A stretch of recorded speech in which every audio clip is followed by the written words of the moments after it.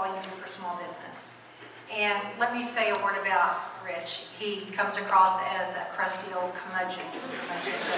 And he can be sometimes, but he's what he is. You may not like or agree with what he says, but that's really what he means. He's, you don't have to walk away and go, well, I heard what he said, but, you know, I don't, because he's straightforward, and I appreciate that. I appreciate that very much. So again, thank you everyone, and congratulations to all the award recipients. And I must say everybody's looking really good. We've got, we're in the middle of Hanukkah, and we've got Christmas on the way. Yay, or it's breathing down your neck, depending on how you look at it. We truly have a lot to celebrate here in Fort Worth. We're now the 12th largest city in the nation with unlimited opportunities and one of the strongest job markets and economies in the country. And all the while, we have open spaces and working ranches just 15 minutes west of here.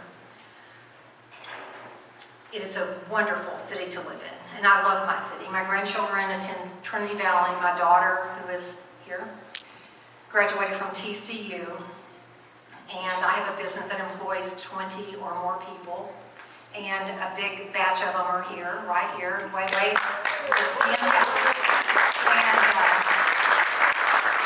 And they're perfect employees. They are wonderful people, and of course now they're going to want to raise too. Anyway, I am invested in Fort Worth.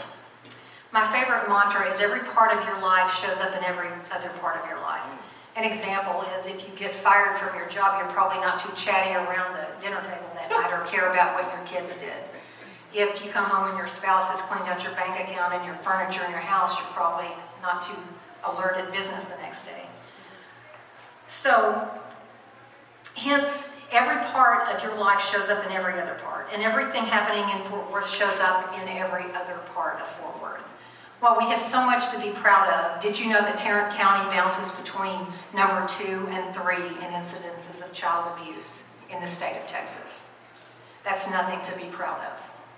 Also, if you aren't already aware, we have a community here in Fort Worth named Como that's a mile and a half from here. Head east on Camp Bowie, turn right on Horn, and you're in Como. Como has an average annual income somewhere around $26,000, and that's also nothing to be proud of. It's not comfortable to think about child abuse and poverty. It's more palatable to think the people who smack their kids around just need to be vaporized, and I agree with that.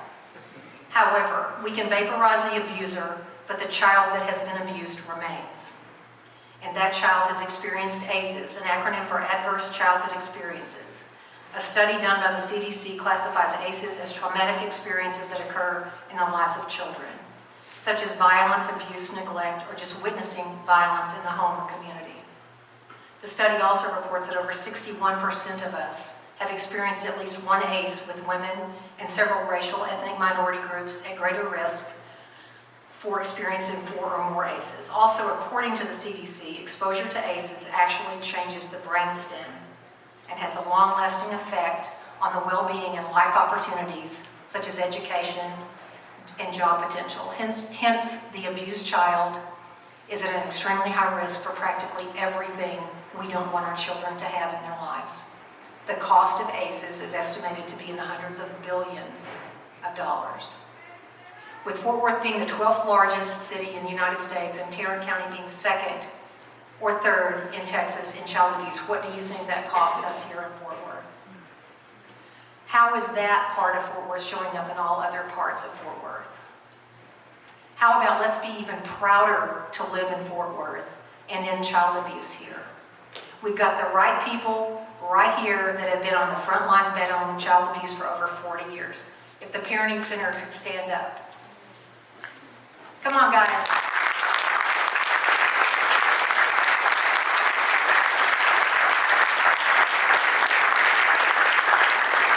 They really are the warriors. Again, 40 years on the front lines. And remember them, call them, y'all pass out your cards, call me, call Rich, something. We need your resources, your time, your understanding, and your money. All right.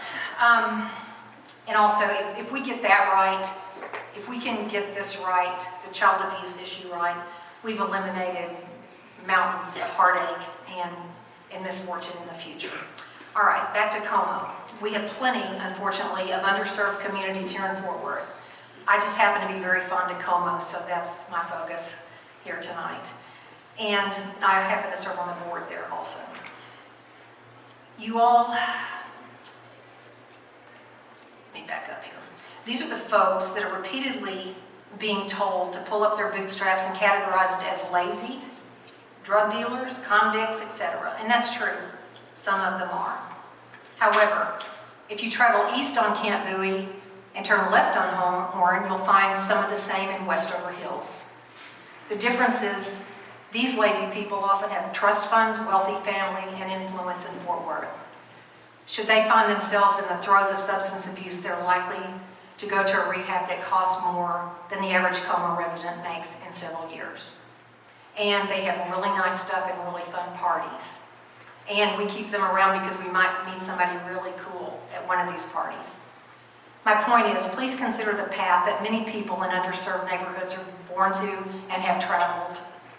Was it one of abuse, health issues that they couldn't afford? Do they have a special needs child that requires costly therapy? Are they caring for elderly parents? Did they experience the numerous ACEs? If Como residents had the resources that Westover Hills has, and vice versa, how would that look? Let me introduce you to Carol Brown. Carol, I'm going to ask you to stand up. She's the matriarch of Como, is an honest-to-goodness, actual miracle worker. She grew up in Como. She had a wonderful mother that encouraged education. After receiving her college degree, she came back to her community and has devoted her time and talents to Como ever since. She's turned many lives around from despair and hopelessness to productivity. Thank you, Carol.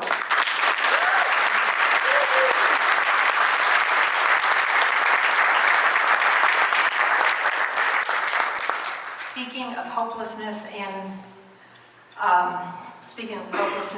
to productivity, let me tell you about TJ Ragster and the TC Neely School Venture Builder Program.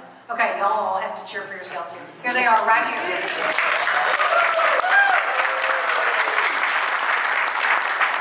TJ was sleeping on his friend's sofas and anywhere he could get out of the elements when he decided to make a change for the better. He bought a smoker and a trailer hitch and set up shop in parking lots and sold chicken salad sandwiches. The police would stop and ask to see his permit, which he didn't have. They'd run him off and he would go to a parking lot around the corner.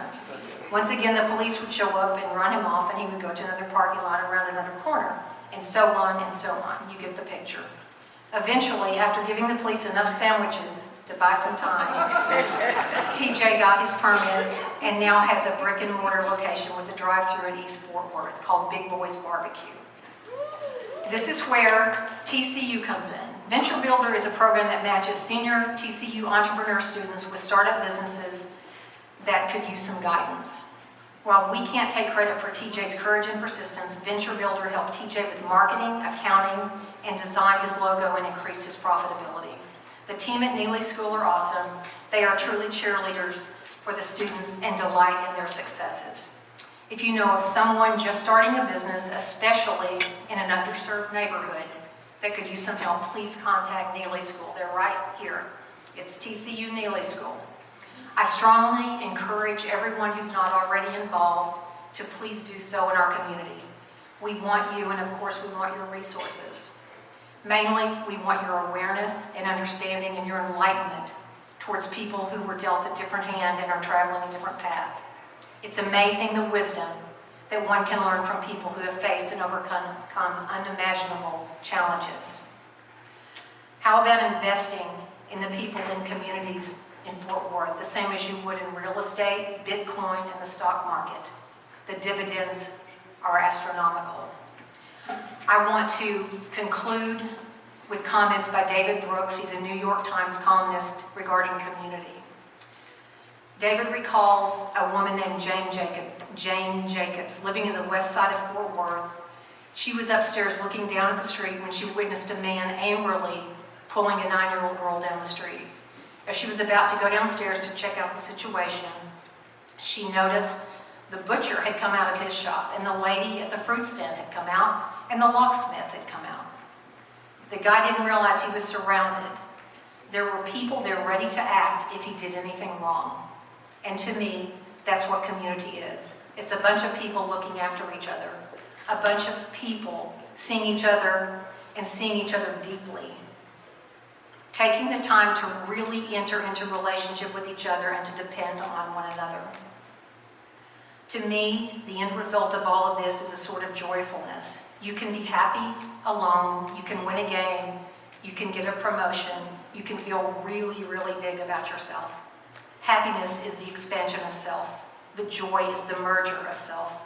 It's the kind of thing that happens when you forget where you end and something else begins. When you are really seeing deeply into each other.